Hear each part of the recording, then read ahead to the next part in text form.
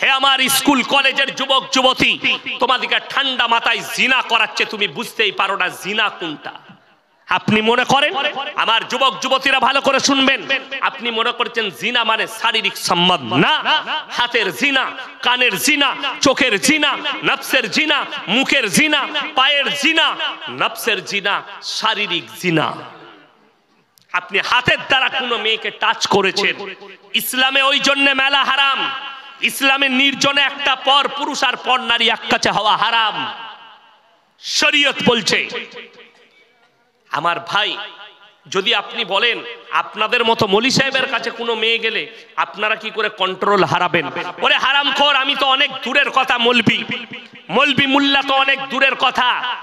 খুদ একজন নবী, ওয়ালাকাদ হাম্মাত বি ওয়া হাম্মা বিহা লাউলা আররা বুরহান রাব্বি, সূরা ইউসুফ নবী বলছেন, আমাকে শয়তান ওয়াসওয়াসা দিয়েছে যখন জুলাইখা নিজেকে বেবস্ত্র করে দাঁড়িয়ে গেল, ওয়াকালাত হাইতালাক, আমার দিকে অগ্রসর হও, আমাকে টিপে ধরে মনের কামনা আর বাসনা পূরণ করো।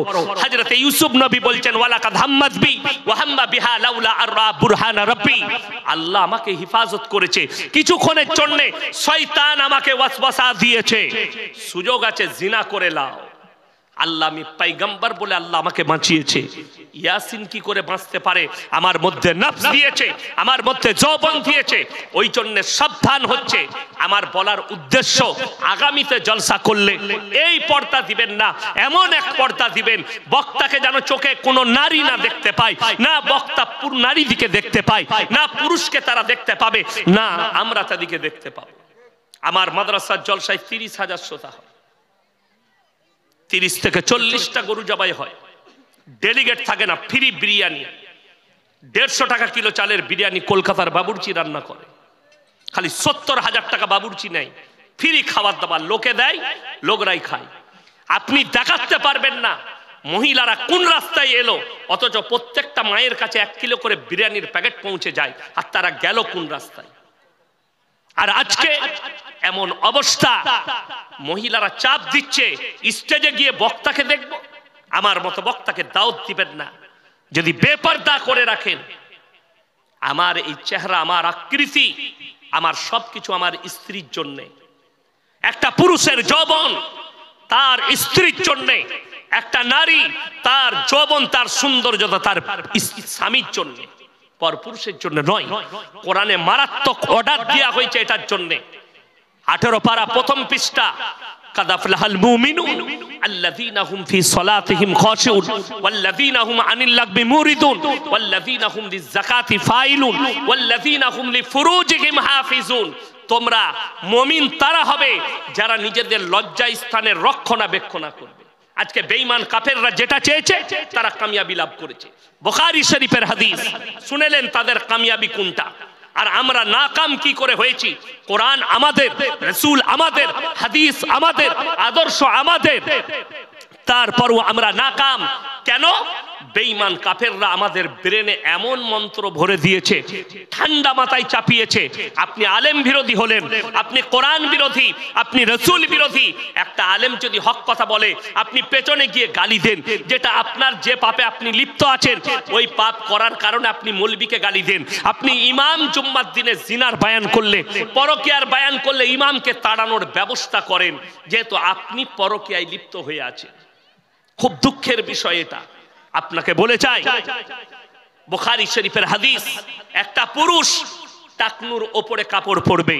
বেঈমান কাফেররা প্যান্ট তৈরি করেছে, প্রত্যেকটা যুবকের প্যান্ট টাকনুর নিচে, নামাজ পড়ার সময় খালি গুটিয়ে নিচ্ছে। ঠিক বললাম না? কিছু যুবক নামাজের সময় গুটাচ্ছে। কোন মৌলবি যদি ফতোয়া দিতে পারে নামাজের সময় টাকনুর ওপরে গুটি নেওয়াটা, এটাই খালি শরীয়ত। নবীজি এটাই বলেছেন, বাকি টাইম নিচে থাকলে অসুবিধা নাই, হারাম। টাকনুর নিচে যে পুরুষ কাপড় পরবে, মারাত্মক দুটো পাপ। এই টাকনুর নিচে কাপড় পরার কারণে আল্লাহ ওই অঙ্গগুলো জাহান্নামে দিবেন। নাম্বার 1, টাকনুর নিচে যারা কাপড় পরে তাদের দিলেতে তাকাব্বুর মানে অহংকার আসে। আর হাদিসে আছে, যারা অহংকারী হবে আল্লাহ তাদেরকে জান্নাতে দিবেন না।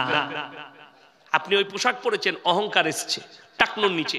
দ্বিতীয় নম্বর, আপনি রাস্তায় যাচ্ছেন, রাস্তায় যেতে যেতে কুকুরের গু ঠেকে গেল, কুকুরের মুখ থেকে গেল, যেহেতু টাকনুর নিচে প্যান্টের, বুটের নিচে প্যান্ট, চপ্পলের নিচে প্যান্ট, ছেচুড়ে ছেচুড়ে যাচ্ছে, ওই প্যান্ট পরি আপনি নামাজ আদায় করছেন। মারাত্মক। আমি গত বছরে মুম্বাই যাচ্ছি, কলকাতা এয়ারপোর্টে দাঁড়িয়ে আছি, বোর্ডিং পাস করাবো সকাল 6:30, লাইন লম্বা। আমি ঢুকেছি, গাড়ি থেকে নেমেই ঢুকে গেলাম, বোর্ডিং পাস করাবো, 8টায় 8:30 ফ্লাইট আছে। ঢুকে আমার সামনে একটা যুবক ছেলে দাঁড়িয়ে, বিহারি মুসলিম, সে এমন একটা প্যান্ট পরেছে, পেছন থেকে দেখে মনে হচ্ছে খুলে পড়ে যাবে। আমি ভয়ে ভয়ে বললাম যে আল্লাহ, খুলে গেলে বিপদ হয়ে যাবে। আমি বললাম ভাইয়া থোড়া ऊपर कर लो। बोले कि हजरत ये डिजाइन है। हमने साला ऐसा भी डिजाइन का पैंट निकाल चुका है। আমি আশ্চর্য হলাম আর ভাবলাম, এই ছেলেটা যখন মসজিদে নামাজ পড়তে ঢুকবে এই প্যান্ট পরে, তার পেছনে যে দাঁড়াবে তার আর নামাজ হবে? ই তো সিজদায় গেলি পেছনে যে থাকবে সে আলী বাবার গুফা দেখতে পাবে, নামাজ ওখানেই শেষ, হারাম। ওই জন্যে শুনেলেন, ইউনিফর্মের একটা বড় মূল্য আছে। আচ্ছা, ইউনিফর্ম ছাড়া স্কুলে কেউ ঢুকতে দিবে? কথা বলে না এরা? ইউনিফর্ম ছাড়া স্কুলে ঢুকতে দিবে না। ইউনিফর্ম ছাড়া আপনি কোনো কোম্পানিতে ঢুকতে পারবেন না, কোনো হসপিটালে ঢুকতে পারবেন না ইউনিফর্ম ছাড়া। আপনি বড় বড় যদি ভেলোরে, মুম্বাইয়ে, টাটা মেমোরিয়ালে যান, আপনাকে তাদের ড্রেস পরে ভেতরে প্রবেশ করতে হবে, না প্রবেশ করতে দিবে না। আর আল্লাহর ঘরে যাচ্ছেন বেঈমান কাফেরের মতো, আপনি সিজদায় যাচ্ছেন, পাছা বেরিয়ে যাচ্ছে, আপনার আল্লাহর ঘরে ইউনিফর্ম থাকবে না? আল্লাহর ঘরের ইউনিফর্ম। এই মৌলবি কটা পাগল হয়ে যায়নি যে লম্বা জামা পড়েছে? আমরা পাগল নয় যে লম্বা জামা পড়েছি, এটা ইসলামী ইউনিফর্ম, যেটা দ্বারা সাতার ঢাকা যাবে, যেটা দ্বারা নামাজ সহি হবে, নামাজে বিপদ আসার ভয় নেই। আর আপনি যে গেঞ্জি আর প্যান্ট পড়েছেন, নামাজে বিপদই বিপদ। সিজদায় গিয়ে গেঞ্জি যদি এইখানে চলে আসে, মেয়েদের মতো কোমর বেরিয়ে গেল, প্যান্ট যদি একটু নিচে দিকে যায়, তা আলী বাবার গুফা, নামাজ ওইখানেই শেষ। আর আপনি ওটাকে ভাবছেন নামাজ হবে না, তা নয়, নামাজ হবে। নামাজ বিপদ হওয়ার আশঙ্কা আছে, যেখানে বিপদ আছে সেখানে আপনি রিস্ক নেবেন কেন? যেখানে ইউনিফর্ম, যদি বলেন আমি চাকরি করি, আরে ব্যাগেতে একটা পাঞ্জাবি নিয়ে যান, খালি নামাজটা পড়ার সময় পাঞ্জাবি পরে নামাজ পড়লেন, খুলে দেন, আপনার ইউনিফর্ম রয়ে গেল, আপনার সবকিছু রইল, ঠিক হয়ে গেল। হাদিসে আছে যে মহিলারা টাকনোর নিচে কাপড় পরবে এটা হারাম। ওই মহিলারা, টাকনুর ওপরে যে মেয়েরা কাপড় পরবে, তাদের ওই অঙ্গগুলো জাহান্নামের আগুনে জ্বালানো হবে। বেঈমান কাফেররা যে সালোয়ার গুলো এখন বর্তমানে তৈরি করছে, সব এখানে। ঠিক বললাম না? কিছু কিছু মেয়ে আবার পায়ে কালো কার মানছে, এটা কি বলে লজল লাগবে না, গলায় দড়ি বাঁধ আর মরবি না। আমাদের সমাজটা কিন্তু অর্ধেক শেষ হয়েছে হাদিসুন নিসায়। কিসে? মেয়েদের হাদিসে। এই গত বছরে একটা মুর্শিদাবাদের ছেলে আমাকে ফোন করে বলছে, হুজুর আমাবস্যার রাতে কি বিয়ে করা যাবে? মানে মোটি করবি না, কালো ছেলে হবে। কি বলবো তাকে? কার হাদিস? ওর খালার আর ফুপুর। হ্যাঁ, এই 2 বছর আগে আমি বর্ষার টাইম, আমার গ্রামে একটা আমার দূর সম্পর্ক আত্মীয় বিয়ে ঠিক করতে এসেছে, আমাকে বলে হুজুর থাকবেন? আমি বললাম মাদ্রাসার ক্লাসে আছি, আমি আসরের নামাজ পড়ে যাব, চা পানি খেয়ে দিন ঠিক হবে, বিয়ের দিন ঠিক হবে। আমি আর আসরের নামাজ পড়েই গেলাম, ডায়েরিটা নিয়ে গেলাম, দেখছি চা দিয়েছে, চা, বিস্কুট, চানাচুর, পাঁপড় সব আছে। আর আমাদের বাঙালিদের আছে, চায়ের সঙ্গে ডিম সিদ্ধ দেয় না? দেয় না? দেয়। ডিম দেয় নাই। আমি মনে মনে ভাবলাম, আল্লাহ ডিমটা ভুলে গেছে না কিনে নি, না পয়সা না, যাই হোক। এরপর দিন ঠিক করছি, ছেলের বাপ বললে একটু হুজুর বলুন আপনি যেদিনে থাকতে পারবেন। আমি বললাম দেখো আমার কাছে জলসা, ফাল্গুন মাসের 1ম সপ্তাহে শনিবার বিয়ে, রবিবার অলিমা করে দাও। কি বললে জানেন? বলে হুজুর বলছি। সে বাইরে গিয়ে ফোন লাগাইছে, কাকে? বড় মুফতি সাহেবকে। কে? তার বউ। ওর থেকে বড় মুফতি তো কেউ নাই। তাকে ফোন করে বলছে হুজুর বলছে শনিবার বিয়ে। সে ওই দিক থেকে মুফতি সাহেব ফতোয়া দিচ্ছে, না শনিবার শনি লেগে যাবে, যা বুঝে করগা। কোথায় পেলি? এটা কোরআন হাদিস লয়, ও ইসলামিক কালচার, ও মুসলিম ভাইদের কালচার, এদের কাছে চলে এলো। বলছে শনিবার বিয়ে দিলে শনি লেগে যাবে। আমাকে বলছে হুজুর সোমবার বিয়ে, মঙ্গলবার ওলিমা।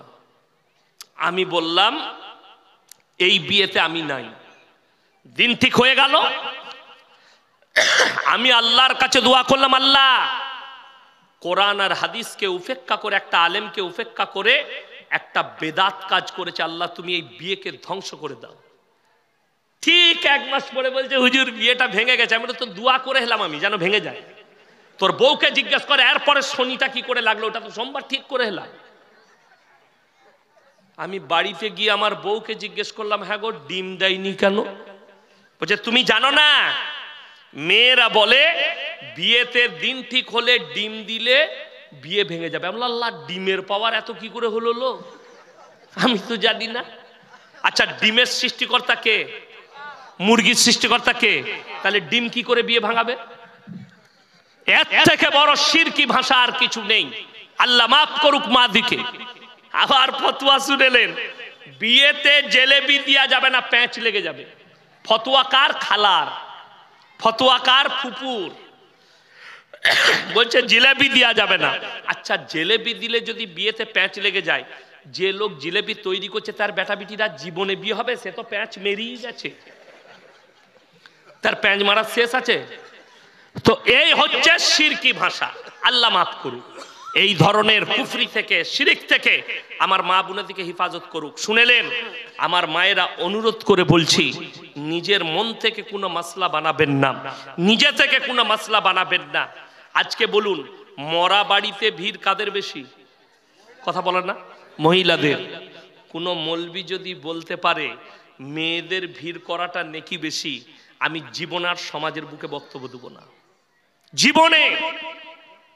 শুনেলেন মায়েরা, মায়েরা মরা বাড়ি যেতে পারবে, মাইয়াত বাড়ি, যদি নিকটতম আত্মীয় মারা যায়। কোথায়? কালিয়াচকে মারা গেছে, জানি না কে। ও ঠিক সেজে কুজে গাড়িতে বসে পড়ল। বেটা বলছে কোথা যাবি? তুই জানিস না কে মরেছে? কে গো? তোর বাপের ফুপুর অমুকের তমুক করে ঠিক একটা কুটুম বার করে দিলে। এত কুটুম আল্লাহ আমরা জানি না? জানি। আরে আমি তো কোথাও কুটুম বাড়ি গেলে আমি মাকে, আমার গিন্নিকে জিজ্ঞেস করি, হ্যাঁ গো আমাদের কে হয়? সম্পর্ক জিজ্ঞেস করে যেতে হয়। এদের সম্পর্ক এত জানে, কি বুঝলেন? কিন্তু বিষয়টা তো ওইটা নয়। আমার একটা জলসা আছে, গ্রাম থেকে বেরিয়ে গেল। এই গ্রামটার নাম কি? কদমতলি। কদমতলি থেকে বেরিয়ে গেল, গোটা গাড়ি সংসারের গল্প। ঠিক কালিয়াচকে ঢুকছে, তখন নাক পুষতে পুষতে ফেরেশতারা আল্লাহকে বলল, আল্লাহ ই কি ডিজাইন শুরু হলো? বলে দাঁড়া এখনো অনেক বাকি আছে, ঘর পর্যন্ত যা। ও জানেও না কে মরেছে, নাক পুষছে। ঘরে ঢুকে বলছে, খালা তুই কি করে মরে গেলি? খালা বলছে, দেখে কানলো আমি মরিনি, তোর খালু মরেছে। ও কিন্তু আন্দাজে কাঁদছে, ও তো আলু গোশ খেতে গেছে, ও তো এমনি যায় নাই। কি বললেন? এই খালা দিকে যে কি মা দিবে ফেরেশতারা কবরে, নাউজুবিল্লাহ। আমার মারা, আপনারা বলুন, যদি সন্তান, আমরা পুরুষরা গিয়ে জানাজা পড়ে মাটি দিই, নেকি বেশি না কম? নেকি বেশি। অথচ পুরুষদের ভিড় কম, মায়েদের ভিড় বেশি। নিষেধ করে যাচ্ছি, মরা বিয়ে বাড়ি যদি সুন্নত তরিকায় বিয়ে দিতে পারেন, খানা করবেন। অলিমা যদি নারী আর পুরুষকে আলাদাভাবে খাওয়াতে পারেন, তবে আপনি দিবে অলিমা খাওয়াবেন। তা না হলে অলিমা করে লাভ হবে না, গুনাহ হবে। একটাই প্যান্ডেলে নারী পুরুষ একসাথে খাচ্ছে। আর আমার মায়েরা যা পোশাক পরে, শয়তানু লজ্জা পায় এদের পোশাক দেখে। এটা বেঈমান কাফেরের আখলাক। আলেমরা বসে আছে রাসূলের জামানায়, মসজিদের ভেতরে নিকাহ হয়েছে, মসজিদের ভেতরে বিচার হয়েছে, যার কারণে মিথ্যার প্রশ্রয় পাইনি, হারাম কাজের প্রশ্রয় পাইনি। আজকে বিবাহগুলো ও ইসলামিক ও মুসলিমদের মতো প্যান্ডেলে চলে গেল, বিয়ের হলে চলে গেল, যার কারণে যত রকম হারাম কাজ আমাদেরকে ধরে নিল। আজকে একটা ইমামকে বিয়ে পড়ানো 500 টাকা দিতে এদের গায়ে লাগে, 1000 টাকা দিতে গায়ে লাগে। আর হারাম কর 5000 টাকা দিয়ে ডিজে বাজিয়ে গান বাজনা করছে বিটির বিয়েতে, বেটার বিয়েতে। আর আপনি নিজেকে মুসলিম বলে দাবি করছেন, আল্লাহর কাছে কি হিসেব দিবেন আপনি ভেবে দেখুন। বেঈমান কাফেররা তো এটাই চেয়েছিল, এইটাই তাদের মেহনত ছিল, এরা যেন ইসলাম থেকে সরে যায়। আখরি জামানায় আমাদের সমাজে হারাম আওলাদে ভরে যাবে, আপনি কল্পনা করতে পারবেন না। এই মাসটা কি মাস? ইংরেজি ডিসেম্বর। আজকে তারিখ কত? 17 তারিখ, 17ই ডিসেম্বর। এই 25শে ডিসেম্বর আপনাকে আমি মালদা টাউনে দেখিয়ে দেবো কতগুলো মুসলমানের ছেলে গির্জায় গিয়ে ক্রিসমাস পালন করছে এবং তারা শিক্ষিত। আমার বর্তমানে দেখিয়ে দেবো, বর্তমানে পার্কাস রোড বিগ বাজারের কাছে গির্জায় লাইন দিয়েছে মুসলিমদের যুবক যুবতীরা। আপনাকে দেখিয়ে দেবো কলকাতায় হাজার হাজার মুসলিমদের যুবক পাক সার্কাসে গিয়ে, কলকাতায় গিয়ে, ধর্মতলায় গিয়ে তারা ক্রিসমাস পালন করছে। আপনার জানা আছে কোরআনে আছে গায়রিল মাগযুবি আলাইহিম ওয়ালাদ-দাল্লিন। মাগযুম মানে ইহুদি আর দল্লিন মানে নাসারা। এই দুটো দলই পদভ্রষ্ট, আর এদের অনুসারীরাও পদভ্রষ্ট হয়ে যাবে। আজকে যদি ইসলামের জন্য 25শে ডিসেম্বর হতো, আমরা মৌলবীরা প্রথম সারিতে থাকতাম। দুঃখের কথা বলি, এইটা তো মালদা টাউন, সামনে সুজাপুর গয়েশবাড়ি। আমি 23 সালের 31শে ডিসেম্বর আমি জলসা করেছিলাম গয়েশবাড়িতে। রাত 11:45 জলসা শেষ করেছি। আমার গাড়িতে 13 মিনিট লেগেছে কালিয়াচক স্ট্যান্ড যেতে। স্ট্যান্ডে গিয়ে লাইন জ্যামে দাঁড়িয়ে আছি, 4টা গাড়ি দাঁড়িয়ে আছে। আমি ম্যানেজারকে বললাম গিয়ে দেখো কি ব্যাপার। পুলিশ প্রশাসন দাঁড়িয়ে আছে, 100টা মুসলিমদের যুবক 1 লক্ষ টাকার বোম বিছিয়ে বসে আছে। 12টা বাজলে তারা বোমগুলো ফাটাবে। এদিকে যারা মুসলমান ভাববে তাদের ঈমান যাওয়ার খতরা আছে। এরা হচ্ছে একদম বেঈমানের অনুসারী, আর আল্লাহ তাআলা বলেছে ওরাও পদভ্রষ্ট, তাদের যারা অনুসারী করবে। আজকে আমরা রুখতে পারি না। নদীর মহানন্দের কিনারায় হাজার হাজার মুসলমান ছেলে 1 জানুয়ারি মদের বোতল আর ফিস্টির হাঁড়ি নিয়ে গিয়ে ফিস্টি করছে। আপনি আপনার সন্তানকে রুখতে পারেননি। এরা পদভ্রষ্ট। এদের পরিবার যদি ফিস্টি করার টাকা দেয়, এদের পরিবার নামাজ পড়লেও পদভ্রষ্ট হবে। আপনার জানা নেই আমার ভাই, কিয়ামতের দিন আল্লাহ ঈসা মাসিহকে দাঁড় করাবেন, ঈসা নবীকে কাঠগোলাতে। এটা কোরআন, এটা আমাদের মৌলবীর ভাষা নয়। আল্লাহ জিজ্ঞেস করবেন, ইসকাল আল্লাহু ইয়া ঈসা ইবনে মারইয়াম আনতা কুলতা লিন-নাস ইত্তাখিদুনি ওয়া উম্মিয়া ইলাহাইনি মিন দুনিল্লাহ। হে ঈসা, তুমি কি বলেছিলে তোমার কওমকে আল্লাহ ছাড়া আমি আর আমার মা আরো দুটো আল্লাহ? ঈসা নবী বলবেন ক্বালা সুবহানা, যেটা আমার অধিকার নেই, হক নেই, আমি আল্লাহ কি করে বলতে পারি? আর আমি যদি বলে থাকতাম ইন্নাকা আনতা আল্লামুল গায়ুব, আপনি আলিমুল গায়ব, আপনি জানতেন। আল্লাহ বলবেন খালি বিশ্বাস স্থাপন করানোর জন্য দাঁড় করিয়েছি, তার কমকে জাহান্নামের রাস্তা দেখানো হবে। আর তুমি যদি সেখানে সাথ দাও, আল্লাহর কসম তোমাকে ওই জাহান্নামের রাস্তা অতিক্রম করতে হবে। আপনারা ঈদের নামাজ পড়েন না? ঈদের নামাজে শুনেছেন কোন খ্রিস্টান আছে, কোন ইহুদি আছে? আপনি তার পরব পালন করছেন। আজকে হে আমার যুবক যুবতী, যারা স্কুল কলেজের স্টুডেন্ট আছেন, তাদেরকে অনুরোধ করে বলে যাচ্ছি, তোমার জানা নেই তারা নাম দিয়েছে ইহুদি খ্রিস্টানরা ভ্যালেন্টাইন ডে 14ই ফেব্রুয়ারি, কাজ হচ্ছে জিনা করা। তারা নাম দিয়েছে চকলেট ডে, কাজ হচ্ছে জিনা করা। তারা নাম দিয়েছে রোজ ডে, কাজ হচ্ছে জিনা করা। তারা নাম দিয়েছে কিস ডে, কাজ হচ্ছে জিনা করা। তারা নাম দিয়েছে রিলেশনশিপ, কাজ হচ্ছে জিনা করা। বেঈমান কাফেররা ঠান্ডা মাথায় আপনাকে জিনা করাবে। 1 মাস আগেকার খবর বলছি, একজন বিশ্বের 1 নম্বর ফুটবলার, দামি ফুটবলার, আমি নাম করব না কোন দেশের, তার গার্লফ্রেন্ড প্রেগনেন্ট, ফেসবুকে পোস্ট করেছে, পেটের ছবি দিয়েছে আমি প্রেগনেন্ট। ওই ফুটবলার তারপরে পোস্ট করছে, আমার সন্তান হলে আমি এই নাম রাখবো। পরবর্তীতে ওই মেয়েটা পোস্ট করছে, এই সন্তান তোমার নয়, তোমার সাথে ঝগড়া হবার পরে আমি অন্য জনের সঙ্গে রাত কাটিয়েছি, বাচ্চাটা তার। নাউজবিল্লাহ বলে। ইসলাম এটাকে বলছে জিনা। আজকে আমি জলসা করতে এসেছি,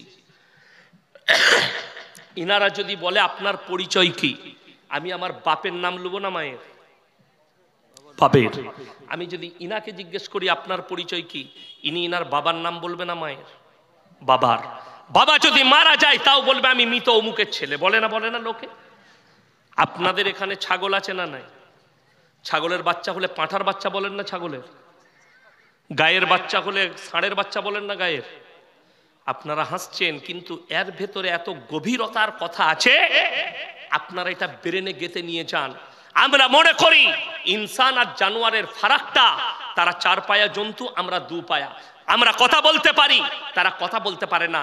এটা ফারাকি নয়, এটা কোনো ফারাকি নয়। একটা মানুষ বোবা হয় না, হয় না, কথা বলতে পারে না, তাহলে ফারাক কি রইল? একটা মানুষ, কোরআনে আছে বালহুম আদাল, চতুষ্পর জন্তুর থেকেও খারাপ তারা যারা আমার আল্লাহকে চিনতে পারলো না, যারা নিজেদের মা বাবার সঙ্গে অপব্যবহার করলো, যারা আল্লাহর রসুলকে গালি দিল, এরা চতুষ্পর জন্তুর থেকেও খারাপ, যাদের কাছে দিন নাই। শুনেলেন আল্লাহ ফারাকটা কি করেছে? ইনসানের পরিচয় আল্লাহ ঘটিয়েছে বাপের দ্বারা, আর জানোয়ারের পরিচয় ঘটিয়েছে মায়ের দ্বারা। তার কয়েকটা প্রুফ দিচ্ছি। ইমাম আবু হানিফা রাহিমাহুল্লাহকে একদল মহিলা এসে জিজ্ঞেস করলেন যে আপনি বলুন তো, ইসলামে 4টা বিয়ে করা একটা পুরুষের জন্য জায়েজ আছে, একটা মেয়ে কেন 4টা স্বামী রাখতে পাবে না? তিনি বললেন কাল সকালে উত্তর দেবো, চলে যাও। মহিলারা চলে গেলেন। ইনি পেরেশান, বাড়িতে খানা খেতে বসেছেন।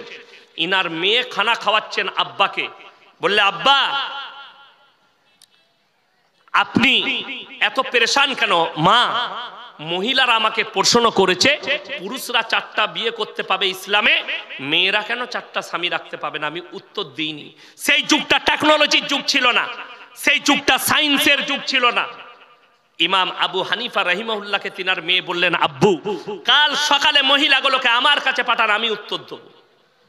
তিনি চলে গেলেন। সকালে বসে আছেন নিজের অফিসে, মহিলারা এসে পর্দায় হাজির। বললে তোমরা আমার মেয়ের কাছে যাও, সেই উত্তর দেবে। সেই মহিলারা ইমাম আবু হানিফা রাহিমাহুল্লাহর মেয়ের কাছে এলেন। তুমি নাকি আমাদের প্রশ্নের উত্তর দেবে? হ্যাঁ উত্তর দেবো, বসো। প্রত্যেকটা রিওয়ায়াতে আছে মহিলাকে একটা করে কাটোরা ধরালেন, তোমরা নিজের নিজের স্তন থেকে দুধ বের করে নিয়ে এসো। প্রত্যেকটা মহিলা নিজের নিজের স্তন থেকে দুধ বের করে নিয়ে এলো। একটা পাত্রের মধ্যে বললে ঢেলে দাও, সব ঢেলে দিল, মিক্স হয়ে গেল দুধগুলো। এরপরে ইমাম আবু হানিফা রাহিমাহুল্লাহর মেয়ে বললেন তোমরা নিজের নিজের দুধগুলো বের করে লাও। সেই মহিলারা বললে এই পাগল মেয়ে, এই দুধগুলো মিক্স হয়ে গেছে, বার করব কেন? বলে পাগল আমি নয়, পাগল তোমরা। একটা ছাগল যদি মাঠে যায়, 5টা পাঁঠা মিলামিশা করলে কার বীর্য থেকে বাচ্চা হয়েছে এটা আল্লাহ ছাড়া কেউ জানে না। একটা গাই যদি মাঠে যায়, তার সঙ্গে 5টা ষাঁড় মিলামিশা করবে, কার বীর্য থেকে বাচ্চা হয়েছে এটা আল্লাহ ছাড়া কেউ জানে না। আজকে তোমরা যদি 4টা পুরুষ রাখতে চাও, কার বীর্য থেকে বাচ্চা হবে এটা সংশয় দাঁড়াবে। ওই জন্য আল্লাহ মানুষের পরিচয় দিয়েছে বাপের দ্বারা, আর জানোয়ারের পরিচয় ঘটিয়েছে মায়ের দ্বারা।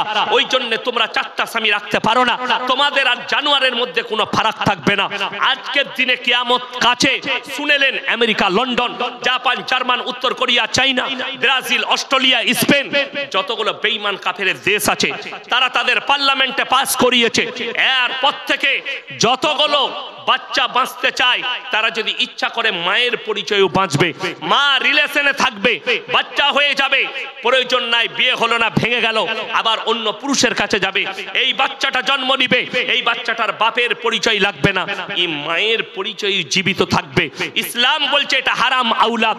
আল্লাহ নবী সাল্লাল্লাহু আলাইহি সাল্লাম বলেছেন আখরি জামানায় বাঁদির পেটে মালিক পয়দা হবে। আজকে সেই যুগ চলে এসেছে। America, London, Britain, Japan, Germany পেট ভাড়া পাওয়া যাচ্ছে। আমাদের দেশে আমি নাম করব না, এমন একজন আর্টিস্ট আছে, তার একটা সন্তান হয়েছে, বাঁদির পেটে 20 লাখ টাকা দিয়ে সন্তানটা, বীর্য তার, পেটটা সেই বাঁদির, তার স্ত্রীর নয়। এটা শরীয়ত বলছে হারাম বাচ্চা, এটা নাজায়েজ বাচ্চা। আজকে ভারত সরকার সুপ্রিম কোর্ট রায় দিয়েছে পরকিয়া লিগেল। হাজার হাজার মুসলিম যুবক যুবতী এরা পরকিয়ায় জড়িয়ে যাচ্ছে। আর শুনে রেখে দেন, আজকে আমাদের কাছে সব থেকে বড় পাপ যেটা ছুটে এসছে, লোকের বউকে নিয়ে পালিয়ে গিয়ে ঘর করা। অনেকজন মনে করছে আরে মৌলবীরা তো কিছুই বলে না। মৌলবীকে ফতোয়া জিজ্ঞেস করেছো? তোমার ইমামকে জিজ্ঞেস করেছো? আজকে আমাদের সমাজে এই লোকও বাস করে, প্রকাশ্যে জিনা করছে। কেউ যদি নিজের বিবিকে, কেউ যদি লোকের বউকে নিয়ে পালিয়ে যায়, তার আগের স্বামী যদি তাকে ডিভোর্স না দেয়, গোটা পৃথিবীর মৌলবী যদি নিকাহ পড়ায়, আল্লাহর কসম নিকাহ হবে না, হারাম। প্রথম স্বামী ডিভোর্স দিবে, ইদ্যত পালন করবে, তারপরে অন্য স্বামী গ্রহণ করতে পারবে। গোটা পৃথিবীর মৌলবী বিয়ে পড়ালে জায়েজ হবে না। আজকে আপনি ওটাকে জায়েজ করা